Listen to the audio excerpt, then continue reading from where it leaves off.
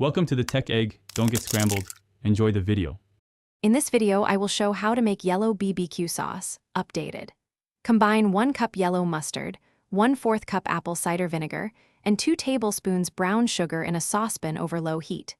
Whisk until sugar dissolves and the texture smooths, then simmer gently for 5 minutes to meld flavors.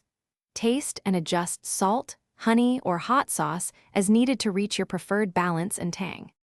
For the best results, choose ingredients that complement yellow mustard without masking it. Pick a sturdy yellow mustard for clear color and reliable texture, and apple cider vinegar for bright acidity that cuts through richness. Use brown sugar to add molasses depth or swap in honey for a smoother floral sweetness. Small changes make big differences, so taste frequently and tweak heat, salt, or sweetness until the sauce sings for your palate. Simmer the sauce just long enough to meld flavors, about 5 to 10 minutes on low, to avoid bitterness and keep the bright yellow hue. Let it cool completely before bottling in clean, airtight jars to maintain freshness and prevent condensation. Refrigerated, the sauce should keep well for up to 2 weeks.